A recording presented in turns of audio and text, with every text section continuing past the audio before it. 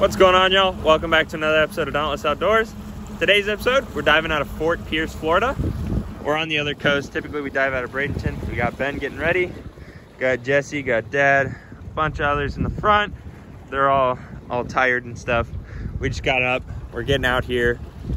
The lobster season is now open, so we're hopefully gonna catch some of those and then maybe shoot some fish later on. So catch you guys in the water. What's going on, y'all? Josh here.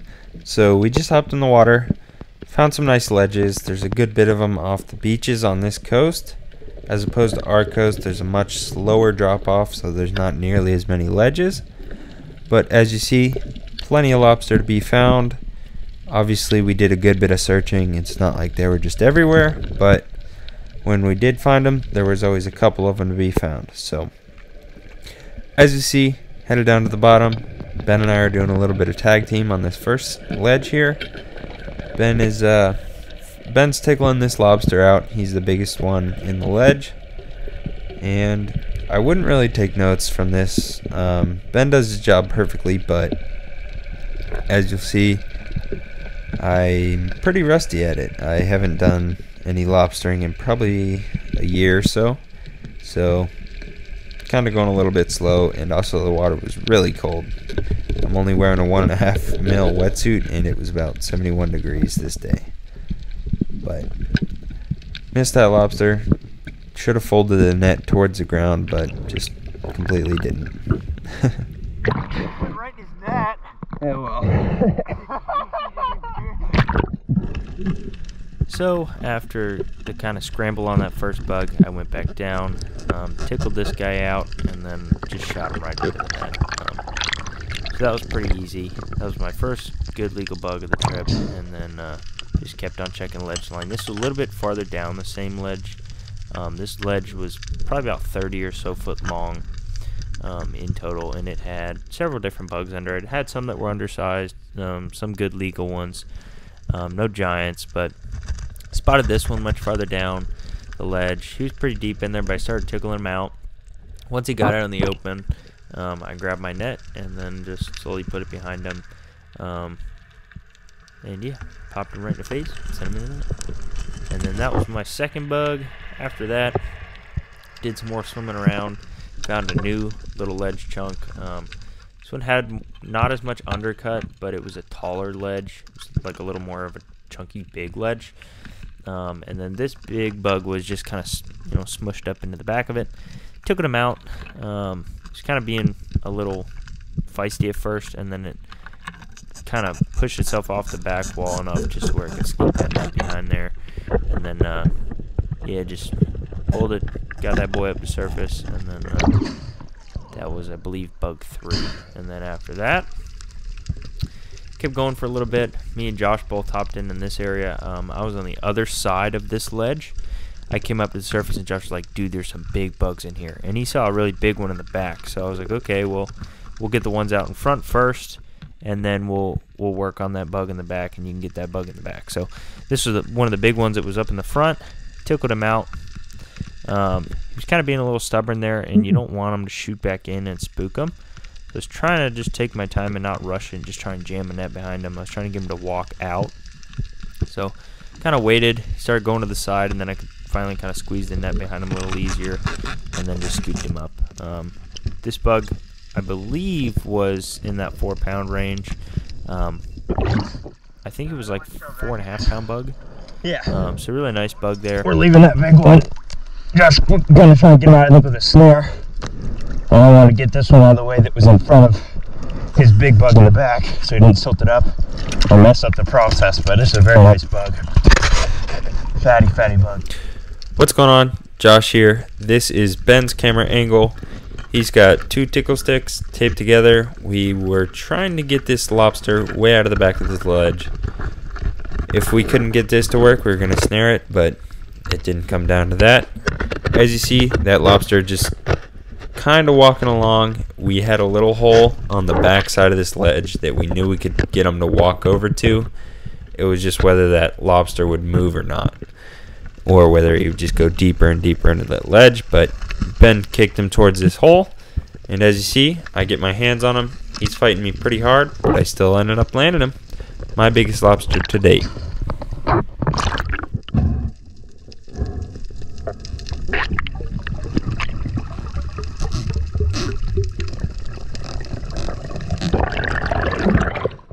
First try. So after me and Josh both landed those really nice lobsters, we kept moving along, and while we were kind of fiddling with our bugs, my dad had hopped in the water and found this bug, and he didn't have a tickle stick, so I hopped in with that same taped together double long tickle stick, tickled the bug right out and right into the net, and then that was another really good legal bug. Pretty darn good sized. Not as big as the ones me and Josh had just caught, but still very, very nice eating size. So, great bug. And then after that, we decided to go do some spearfishing. We'd lobstered for a while. It's really cold up shallow, so we started to move out a little deeper and do some spearing. This was my first dive, intentionally trying to shoot fish on this trip, and I shoot my biggest mangrove to date. Big dog came up. Caught my eye kind of when I first came down there. I was like, oh my goodness, that's a really big mangrove. I thought it was a kubera at first. Took that shot, as you could see, and then he jammed himself up in this little crack. And if you've ever shot mangroves or ever anything around artificial, Goliath grouper are prevalent, and so are predators. So if you leave a fish down there like that, there's a very solid chance he's going to get eaten. So I went straight to the fish and then brought him to the surface. And I believe this mangrove was also 9.4 pounds, just to give you a little size context there. Alrighty, Ben just secured that nice mangrove snapper there, and now I'm headed down to the bottom. And as soon as I get down here, nice mutton, he's taking off pretty fast, so I go to take the shot and just completely miss. That fish was in a hurry just because Colin had already gone down, and he saw about a school of 4 of them, but unfortunately he didn't get one of them. So he told me to head down and I'd probably see one, and he was dead right. I just see him trying to reload my gun, but I start looking around and there's not really any fish anyways, so I just decided to save my breath and head up to the surface. Alrighty, y'all, we are now diving for some fish. We finished up lobstering. We got about 5 lobsters. Ben and I both got a pretty good one. A lot of teamwork, great time. We got all the boys. We're getting ready to hop in. Ben shot a pretty nice mangrove at the last spot, and we saw some mutton. So hopefully we're gonna see some more good fish, and we'll catch you in the water. Alrighty, so now we're at the new spot. This is Josh here, and we've already done a good bit of dives. I wasn't seeing anything too crazy. Ben and Colin and Jesse were seeing some nice fish, but I wasn't really seeing any of them. I still had Colin watching me, so I was pretty safe on this dive. I don't know if you've noticed yet, but I was wearing 2 wetsuits in the little intro you guys just watched. It's because the water temp on the bottom here was clocking at 71 degrees, which is very chilly. But as you see, nice pair of mutton swimming by.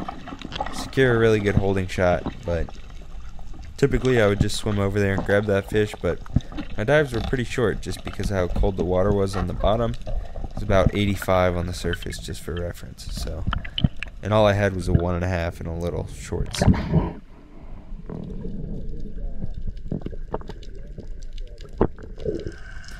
So this is my first dive on a number I've dove in the past and harvest some really nice mangrove, snapper, and black grouper off of. So I'm going down, I'm looking under this structure, trying to go slow, and as you can see, I look out on the sand, and a very solid black grouper makes his way over towards that A-frame. So I go to close the gap.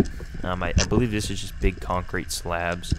I work my way over there, and you can see, I don't know if it was the same grouper or not, but he turns back around, shoots back in there, and you can see him just barely peep through that backside again. So I'm like, oh goodness, he's running from me. So I go to pop over the slabs, looking down for him when I round the second one. I'm looking down all underneath that and everything, and I don't see him.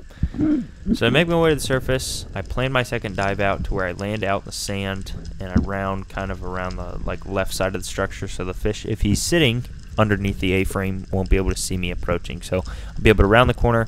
He won't really see me coming. As you can see, I see a mutton that's in line with that Goliath grouper there.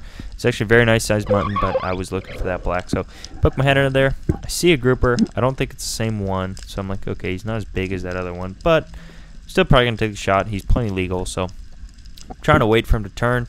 And then once he gives me a good shot, I go to close the gap, take the shot, and then unfortunately my camera died. But that was a very nice black there. I believe he was right around 26 inches. So took him to the boat, hop back in the water, and then literally turned my camera right back on because there was muttons. There was like 3 or 4 or 5 muttons, like 10 to 15 feet up in the water column. So I've never seen that before, but they were also like 28 inches. So very crazy spot. So Ben just secured that nice black grouper, and now I'm headed back down to the bottom. On my way down, I spotted a pretty decent mutton right there, dipping under this little block. He wasn't like a giant, so I wasn't just immediately going to take the shot. I was trying to see if there was any other that were a little bit bigger under this, but he was the only one that was under here, so I'm looking at him right there. And I had a bunch of fish that kept blocking the shot, so still looking around, and then I decided to take a shot right about here. Line that light back up on him, make sure I'm all lined up, and I decided to take the shot. Get a nice shot in the face. Very good holding shot, like through both gill plates. And I'm looking around for sharks, making sure nothing's really going to come up behind me, because we were seeing a couple sharks here and there. But swim on up to the surface with this fish and land my second mutton. So after doing some diving around in the area, I'd already shot a black grouper. I'd already seen those muttons up in the water column, and I decided to target muttons. So I'd already done some drops. They were relatively unsuccessful, or seeing just smaller mid-sized fish. So what I'm doing here is I'm letting the current blow me along the bottom. I'd already tried just regularly sitting and silting, and that hadn't worked. So I'm letting the current blow me along the bottom as I cover ground, and I'm letting my fins drag along and intentionally kick up sand to draw a commotion. So there was actually a very large mangrove snapper that went under there. So I look for him, and then before I go up, I turn around and check out my silt trail, and sure enough, there's a big old mutton sitting in it. This is one of the bigger muttons I've ever seen in the water. I believe he was around the 30-inch mark. So I began to try and close the gap. He went to flee. I took a long shot. My bands hadn't been tied kind of as tight as I wanted them, so I hit the fish, but it didn't penetrate him, and unfortunately, he pulled off. So I was finally getting a little bit warm over here, and I started getting some better dives. And now I'm a little bit farther than where I shot that mutton, looking around for some more, either mutton or cubera. Obviously, I'd love to see a black grouper, but I wasn't really seeing any of them. So, kind of just taking my time, doing a little bit of grunting here and there, trying to get the mutton to swim in. Because typically they're just out in the sand, as opposed to cubera or mangroves that are typically pretty tight to the structure. I spotted one mutton out in the sand there. I was kind of thinking about chasing him, but he wasn't really wanting to stay in range. So I threw up a little bit of sand. It didn't really work. But as you see, I turned to my right, and it did call in a big bull shark. And a little bit above it right there is another cobia. Jesse had shot at a pretty good one earlier in the day, but unfortunately didn't get the shot he was looking for. But once you have a big bull shark on you like that, it's probably not the best idea to take a shot. And as you see, turn around and he's still on me, so definitely a smart decision to not take that shot there.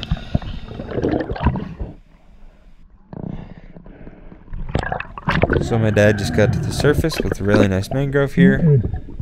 He didn't have the greatest shot. It was a tail shot, but a good shot is one that gets the fish to the boat. So I help him kill this fish here, and as I'm braining it, you'll see it spits up something that I've never seen before. I'll just let you guys watch.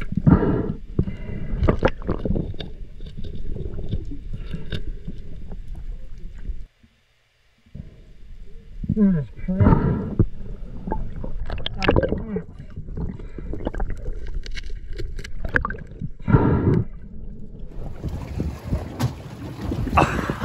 Just got back in the boat. Walt shot an absolute stud mangrove, and he spit up a little baby turtle on his way up after getting shot.